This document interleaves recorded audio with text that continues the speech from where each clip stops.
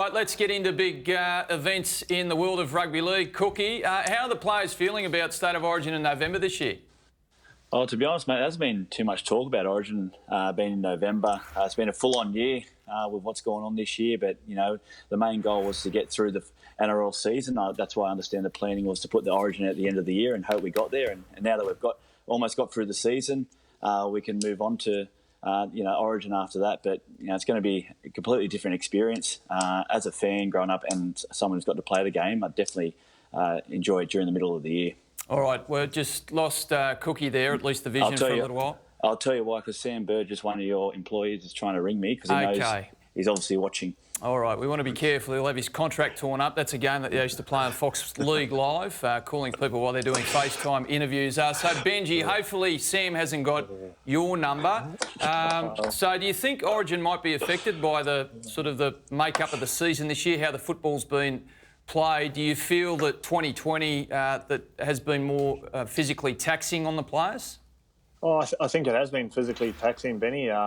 I think the speed of the game is really, obviously we've seen there's been a lot of injuries throughout the clubs, which has affected quite a lot of people. But I think, or more importantly, like talking about earlier, the teams that play through the semi-finals are going to have a bit of a leg up the players that get to play, because you want players with match fitness. And if it's only a 3-game series, there's not a lot of time and you can't get it wrong through Origin. So, sure, there's going to be players tired, but players are going to have that match fitness as well. All right, so we've got the issues of the season being tough and then Origin, being at a different part of the season. Cookie, with the 6 again rule being introduced into the Origin arena, is there a risk that the game ends up too fast? Oh, look, Origin's obviously pretty fast as it is, but I think we saw at the start of the year when the 6 again rule first came in, it was, all the teams and players were getting used to the rule. There was a lot more 6 again called in the early rounds, but now that the players and the teams have adapted to the new ruling, I don't think we've seen it too much. And I think if both sides are quite disciplined in the game, which they are, there's not too many penalties blown in Origin, then it won't affect the game too much. Do you think at some point, though, the fatigue levels at the end of the game, Cookie, has got to make Origin look different? Will it take us back to the old days where, look, we see it slightly in this day and age where players are out on their feet, but it was always far more prevalent and telling back in the earlier Origin era. Do you think we'll see more of that?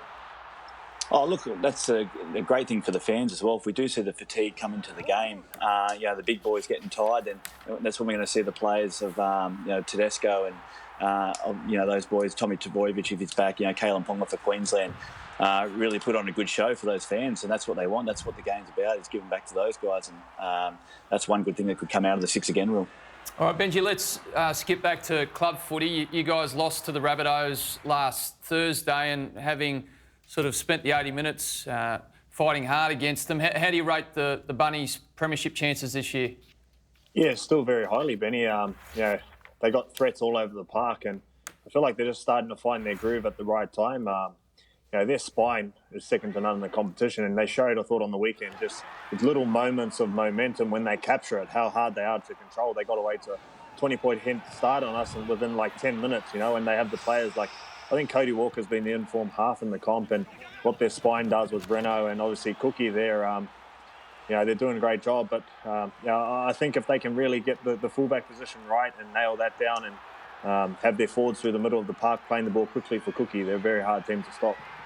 Well, talking of teams getting it right, Cookie, the Penrith Panthers are on the verge of doing something that hasn't been done for more than 60 years, going through a season with just one loss. Why are they so hard to beat? Oh, they're playing a good brand of footy at the moment, and a lot of credit goes to their spine as well. You've got Abby Coruscant playing good, Nathan Cleary playing a great brand of footy at the moment, and at such a young age, how he's controlling the game. His attack's been great. It's a simple game plan, but they're sticking to it, and they're putting teams into corners and putting pressure on, and definitely capitalising with their attacking opportunities. And so they're playing, it's a good brand of footy at the moment, and they're not sick of doing the job over and over again, and that's why they're getting the results week in, week out. Well, you mentioned Nathan Cleary there, Cookie, so I'll go to you, Benji. Do you think Nathan Cleary is the best player in the NRL at the moment? And if he's not there yet, do you think he's going to end up there? I think he's the form player in the comp at the moment in terms of getting his team over the line. Just the amount of possessions he has per game, Benny, I think is higher than any other player or any other half in the game, besides the hookers. But what he does is he's a great ball player, but he threatens the line with his running game, and he makes defences really have to cover him first, which opens up the likes of Kikau, Crichton on the edges. And, with the amount of attack that they have, Nathan Cleary is just so dangerous. But the most impressive part of his game is his last play options. I think he has the best last play options in the competition, and he really owns every kick for Penrith. And that's winning them games at the moment. All right, so from one great player to a champion, can you give us an update on your career, Benji? Do you know where you're going to be in 2021? No, mate, no idea yet. I just want to get through these last couple of weeks with the Tigers. Obviously enjoy my last couple of games at the club and get through that. And then I'm not in a hurry, mate, to decide. So there's no news there at the moment. All right, nothing well, that just sounds like a dead bat. In fact, felt like a fib. Where are you exploring? Do you want to play in the NRL? Are you potentially looking at going overseas? Give us something. Yeah, I'd love to play in the NRL. I haven't ruled anything out. I think the NRL is a tough competition, and I feel like I'm still offering stuff. So, I'd love to play in the NRL. But, mate, I don't have any plans at the moment. I don't have another club to go to yet. So, I'm just open to everything. But, I've got 2 weeks to finish strong and show what I got. So that's what I'm going to do. All right. Well, Damien Cook, going to make you Benji Marshall's player agent right now. Oh, no. You played against him on Thursday. Here's your chance. Sell Benji to the other 15 NRL clubs for next season.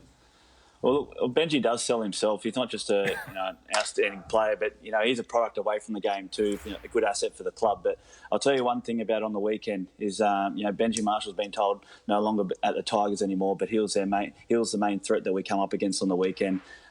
We had to stop him. He was the one that looked like he was threatening us each time. He backed himself, and for a team that's letting him go, they still had him in full control of the game, and he's a big reason why that game came down to 2 points. Oh so, wow!